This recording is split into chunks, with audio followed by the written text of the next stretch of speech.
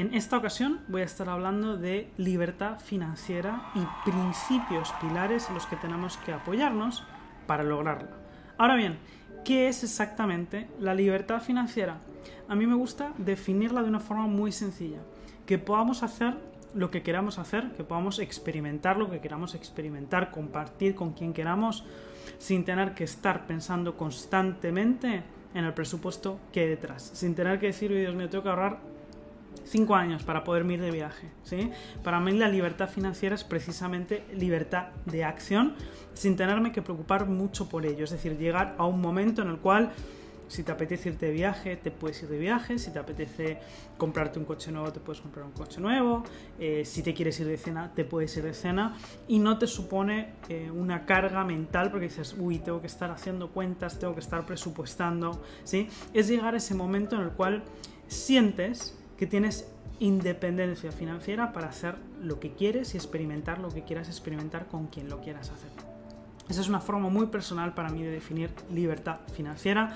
Muchos tendréis otra definición, pero estoy segura de que no dista mucho de lo que os acabo de contar.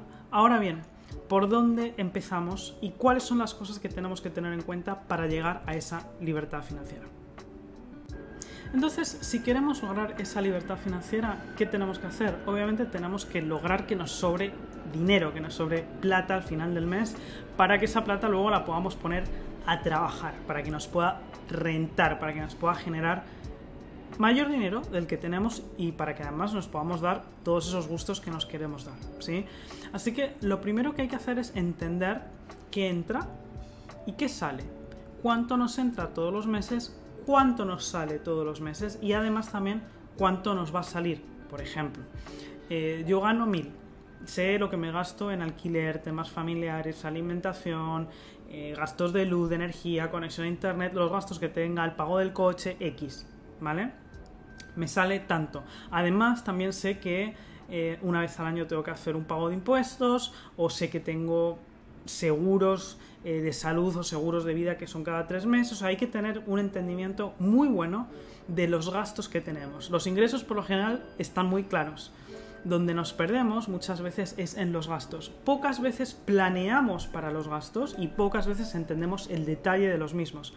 Estoy convencida de que si ahora mismo, durante el próximo mes, empezáis a notar dónde os gastáis el dinero, todo, desde el que se gasta $1 hasta que te gastas 1000, absolutamente todos los gastos que tenéis, os vais a sorprender de cosas donde gastabais dinero y realmente no erais tan conscientes de que ese gasto se estaba produciendo.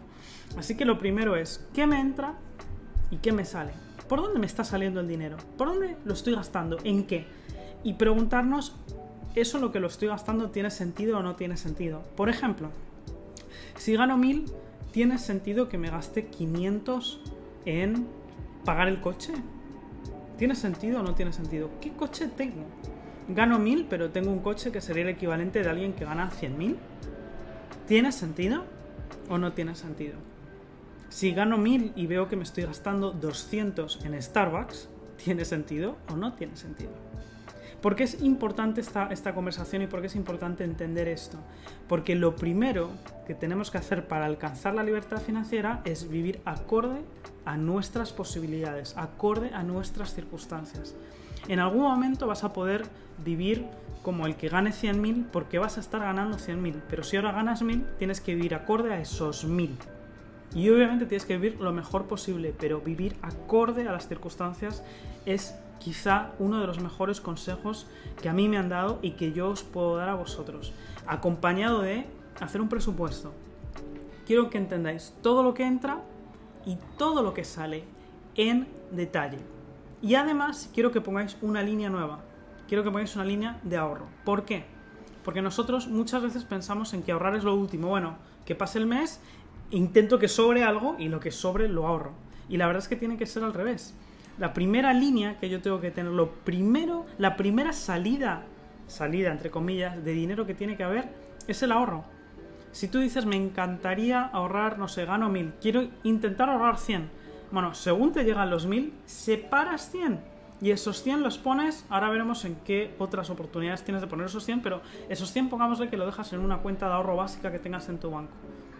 Y todo lo posible para no tocar esos 100, para que pase el mes y no hayas tocado esos 100 que has ahorrado. Así que lo primero que tienes que hacer es ahorrar, es separar ese dinero, que no sea lo último que hagas. Y lo siguiente, en acompañamiento con esto, es entender en qué te estás gastando la plata. Y una vez entiendes en qué te gastas la plata, puedes decidir en qué cosas te puedes gastar menos o en qué cosas dices, esto no me lo debería ni siquiera gastar en absoluto. O incluso que digas, ¿sabes qué? Ese coche que me cuesta 500 cuando gano 1000, lo voy a vender o me voy a deshacer de él.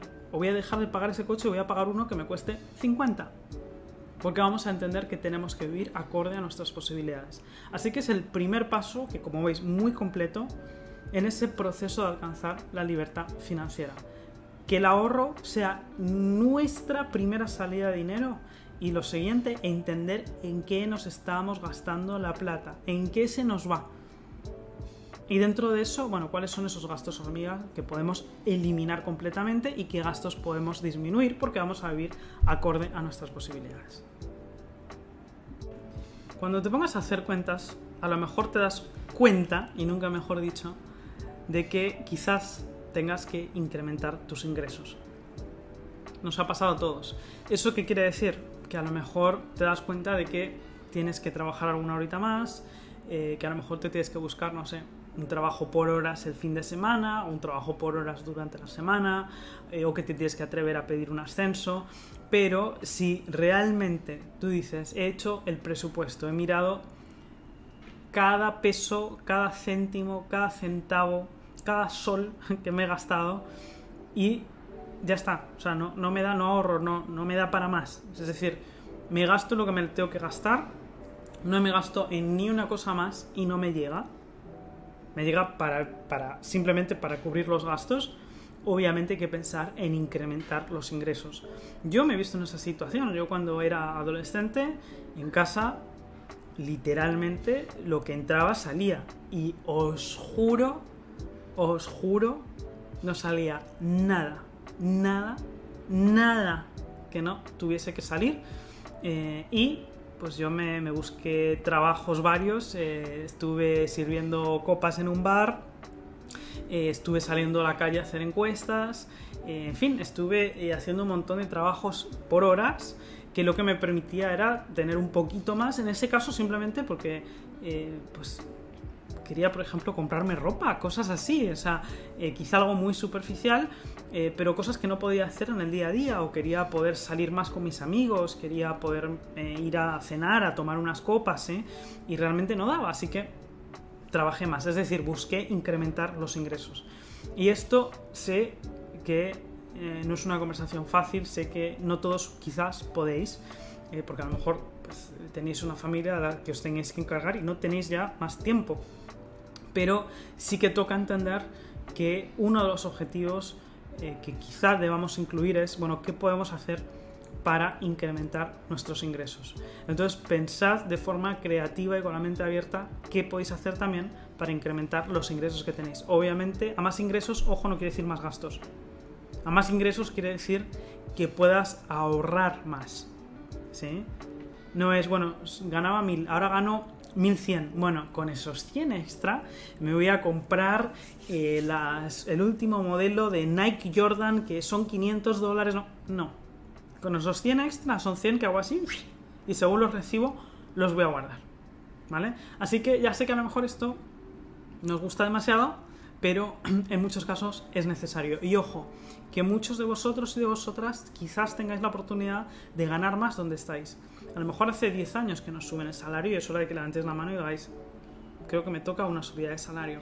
O a lo mejor tenéis que ver cómo está el mercado del empleo y a lo mejor podéis buscar un empleo que os pague mejor, ¿sí? O si estáis en pareja, a lo mejor en pareja y en conjunto podéis hacer algo para incrementar los ingresos, ¿sí? Hoy en día lo bueno es que además hay un grandísimo mercado de freelancing, es decir, que puedas trabajar por horas, que puedas hacer proyectos por horas, que nos permite buscar ese incremento del ingreso mensual. Así que eso no hay que no tenerlo en cuenta, ¿sí? Es decir, no nos olvidemos que quizá cuando hemos hecho este presupuesto, hemos mirado todo entre lo que sale, nuestro primer pensamiento es, necesito que entre más. Y llegamos a la parte de, bueno, ok, ¿para qué quiero separar dinero todos los meses? ¿Para qué quiero ahorrar o para qué quiero invertir? ¿Vale? Lo primero, el primer objetivo, digamos, si esto es la primera vez que empiezas a ahorrar en serio, lo primero que tienes que hacer es, como yo digo, crear un colchón. Esto es, que tú tengas dinero disponible, es decir, dinero líquido. Cuando hablo de dinero líquido es dinero que esté disponible. No quiere decir que esté literalmente guardado en el colchón, sino que sea un dinero que si tú lo necesitas, inmediatamente puedas acceder a él. Te pongo un ejemplo de algo que no es líquido. Si tú utilizas tu dinero para comprar una casa y de repente necesitas recuperar el efectivo, ¿no?, equivalente, es decir, el valor de esa casa, no es que tú digas, ay sí, y vendes la casa, al minuto la has vendido y tienes el dinero en el banco. Una casa no es un activo líquido. Es un gran activo de inversión, pero no es un activo líquido porque no tienes el dinero, el valor de esa casa no lo tienes disponible inmediatamente. Algo que sí es líquido es obviamente efectivo, es lo más líquido que hay porque lo tienes ahí, lo tienes encima, y el equivalente sería una cuenta de ahorros o una cuenta corriente en el banco, es quizá lo más líquido que hay. Siguiéndole también una cuenta de ahorros, ¿sí? Mejor que una cuenta, digamos, que no te rente. Una cuenta de ahorros es algo súper líquido y que al menos te va a rentar un poco. Así sea muy poquito, porque las cuentas de ahorro hoy en día a lo mejor es un 1% anual, que no es mucho, ni siquiera te cubre la inflación, fíjate, pero hace que al menos te rente un poquito. Y lo más importante, si tú necesitas el dinero ahora, te acercas al banco y lo sacas, o te metes en tu cuenta online y haces una transferencia o haces el pago o lo que necesites hacer. Eso es lo primero que hay que ahorrar. ¿Y qué es? Si a ti te pasa cualquier cosa, tienes los siguientes 3, 6, 9 meses, un año cubiertos. Es decir, puedes pagar tu casa y tus gastos familiares así no tengas ningún ingreso, ¿vale? Eso es para lo primero que hay que ahorrar. Este ahorro no es para hacerte rico, este ahorro es para cubrir urgencias. Dependiendo de tu nivel de riesgo, mejor dicho, dependiendo de tu nivel de amiguismo al riesgo, querrás tener algo ahorrado de urgencias que sea mayor o menor. ¿A qué me refiero? Por ejemplo, si eres una persona que no tienes ningún tipo de responsabilidad familiar, por ejemplo, a lo mejor es una persona que eres soltera, dices, bueno, yo voy a ahorrar para, no sé, 3 meses.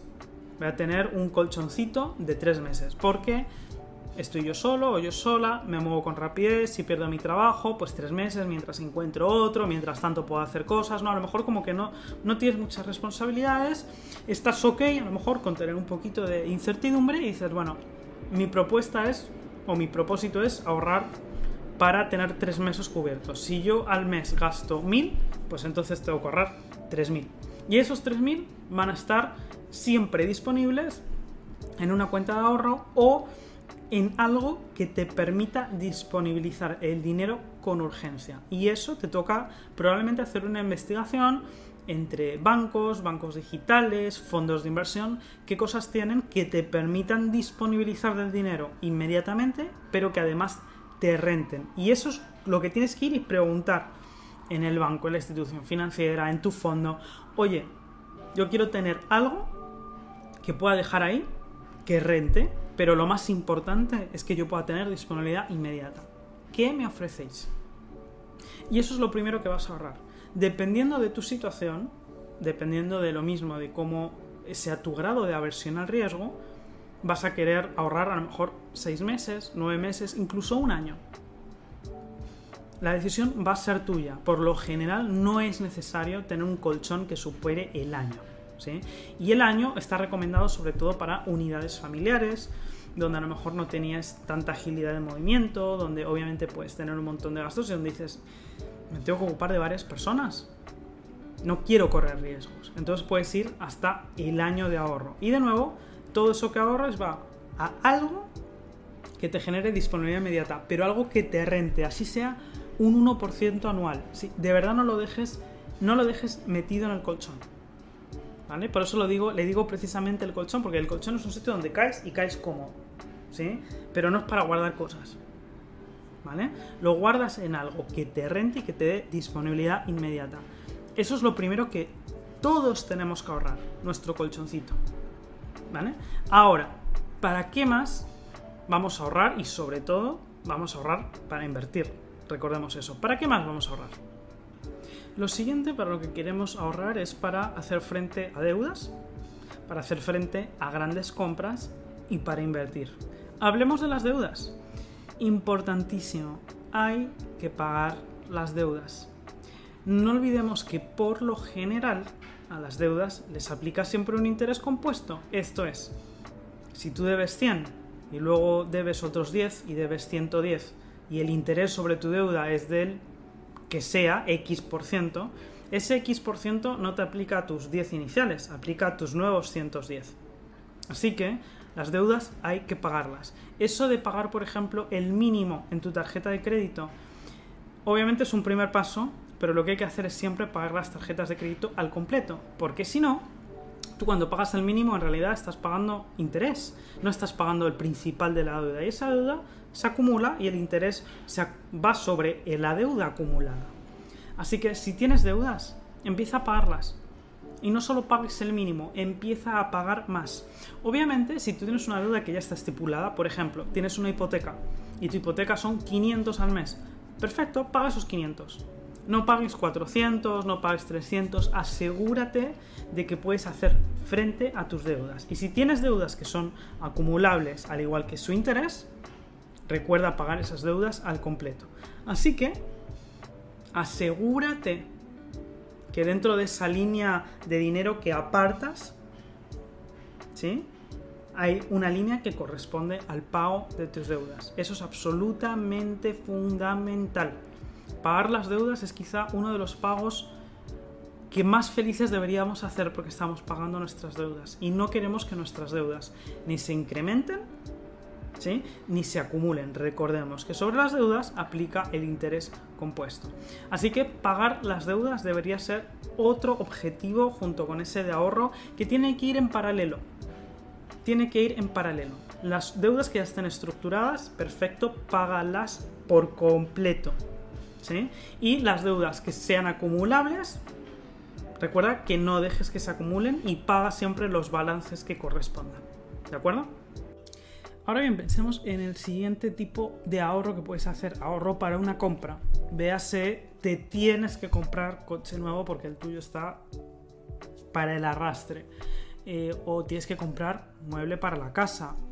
Cualquier tipo de compra, pensemos, significativa, ¿no? No un café, sino te tienes que comprar el frigorífico nuevo, ese tipo de compras. Obviamente tenemos que ahorrar, si no tenemos el dinero ya, nos toca ahorrar para realizar esa compra. Así que ese puede ser el siguiente tipo de ahorro que hagamos. Entonces siempre tenemos que crear nuestro colchón. Una vez hemos creado nuestro colchón, ese dinero lo podemos dejar libre para otro tipo de cosas. Bien, para las compras exactamente igual. Lo mismo dices, no, la compra del coche es inminente, o sea, lo tengo que hacer, con lo cual a lo mejor lo que haces es que si puedes ahorrar 100, 75% lo destinas al colchón y el 25% lo destinas a ahorrar para esa compra. Lo importante es que la compra funciona muy parecido al colchón. ¿En qué sentido? Que tú vas a estar ahorrando ese dinero en algo que sea líquido, pero no necesitas el mismo tipo de liquidez que para la urgencia. Para algo que es urgente necesitas que tu dinero esté disponible inmediatamente. Para una compra, si ya sabes que lo que vas a comprar vale 500 y llevas 100 ahorrados, aún te quedan 400, puedes poner esos 100 a rendir en algo que no tenga quizá tanta liquidez. Entonces a lo mejor ese ahorro sí puedes abrir un fondo que te diga mínimo tienes que tener tu dinero aquí un mes, porque sabes que vas a tardar más de un mes en hacer efectiva esa compra, ¿vale? Y eso es una forma de ahorrar para comprar y ahorrar de una forma que además ese dinero no pierda demasiado valor. Así hay inflación, pierda quizá menos valor que la inflación. Entonces recordemos, vamos a estar ahorrando para una compra que sabemos que la tenemos que hacer. Ojo, debería ser una compra necesaria, sobre todo si estamos todavía en este momento, estamos como empezando a crear este hábito financiero saludable. Si obviamente lo que puedes ahorrar es muchísimo y te sobra, fantástico. Entonces tienes tu colchón por un lado, tienes el ahorro que estás haciendo para la compra por otro y además has pagado tus deudas, fantástico, ¿vale? Hay momentos, como os decía al principio, que a lo mejor tienes que decidir, bueno, si puedo ahorrar 100, voy a poner 75% a una cosa, 25% a la otra. Lo importante aquí es que generemos ese hábito financiero que nos lleva a tener un comportamiento saludable y nos lleva sobre todo a ahorrar por urgencias, pagar nuestras deudas y si tenemos alguna compra importante e indispensable que tenemos que hacer, que podamos tener dinero para ella. Estos 3 tipos de ahorro con finalidad, porque esto no es ahorrar por ahorrar, estamos ahorrando para algo, ¿sí? Como veis, son ahorros que queremos que sean líquidos, que tengan disponibilidad, y eso es importante que entendamos ese concepto, ¿vale? Ahora, el siguiente concepto que vamos a ver es ahorrar para invertir y qué tipo de mentalidad hacia ese ahorro para inversión debemos tener. Y ahora hablamos por fin de ese ahorro que vamos a tener para inversión. Hemos cubierto todo lo demás, hemos cubierto nuestro colchoncito para urgencias, para caer bien cómodos, si tenemos alguna compra inminente, tenemos también la capacidad para asegurarnos que pagamos nuestras deudas, y ahora por fin ya tenemos la capacidad para decir, bueno, yo lo que tengo todo esto, tengo todo lo demás cubierto, así que lo que tengo ahora que me sobra lo voy a utilizar para inversión. A mí me gusta decir que hay 2 tipos de inversión principales, una inversión activa y una inversión pasiva.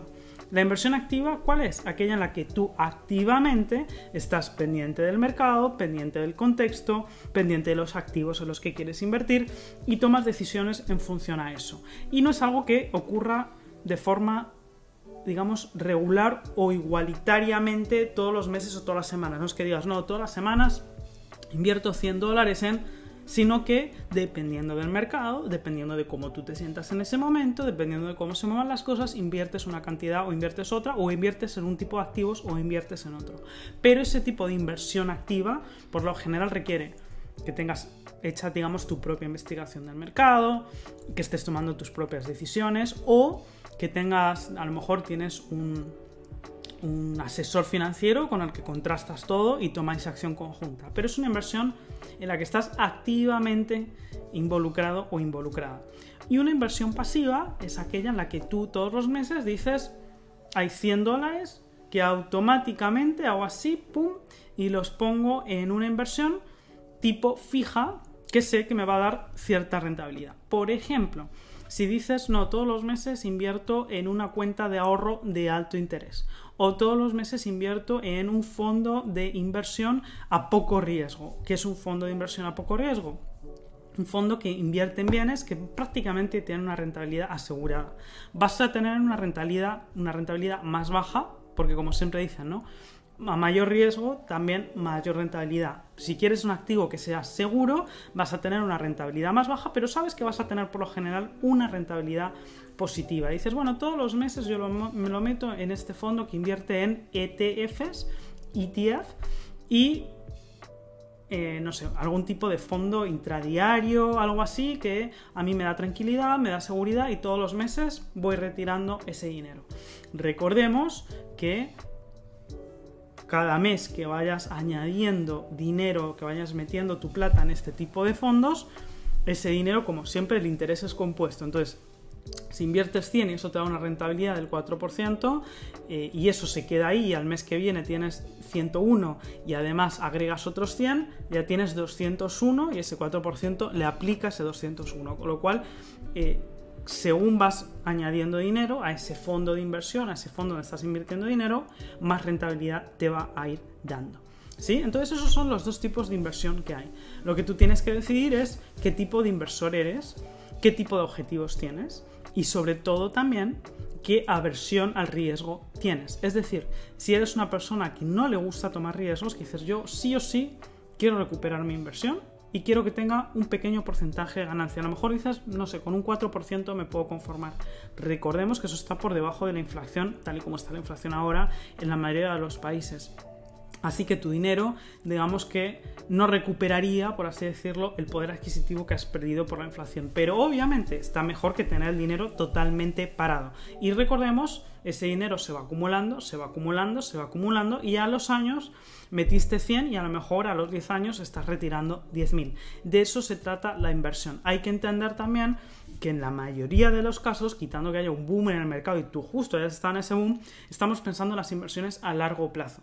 Tú lo que quieres es meter ahora para recoger una cantidad interesante de dinero en unos años. Que sí, obviamente, en los casos sobre todo de inversores activos, a lo mejor dices, voy a invertir en estas acciones, tengo la sensación de que van a subir así como la espuma en muy poco tiempo y a lo mejor metes 1000 y en un mes y medio estás retirando 10.000. Puede ser, lo hemos visto, por ejemplo, con las criptomonedas, lo hemos visto también con acciones que en apenas 2 años se han multiplicado muchísimo. Vimos lo que pasó, por ejemplo, con Tesla, hemos visto lo que ha pasado, por ejemplo, con Alphabet, donde las acciones en 2 años literal se multiplicaron por 2 o por 3 y eso hace que pudieras haber obtenido una rentabilidad altísima en un tiempo muy pequeño.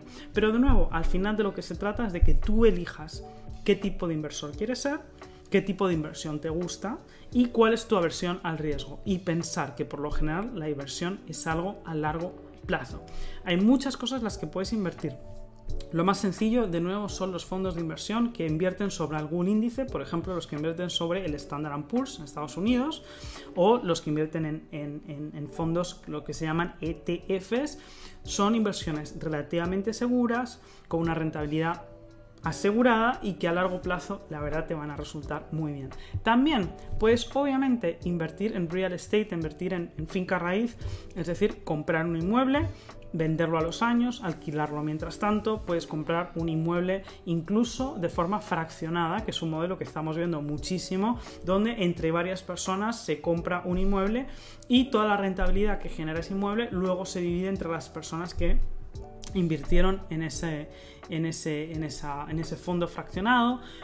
Obviamente también puedes invertir en startups, o sea, es decir, las oportunidades son múltiples, pero sí requiere que tú entiendas qué tipo de inversor eres. Y de nuevo, asegúrate de que has cubierto, antes de ponerte a invertir, esas 3 cosas que hemos dicho: tu colchón para urgencias, cualquier deuda y si tienes alguna compra importante y significativa a la que tengas que hacer frente.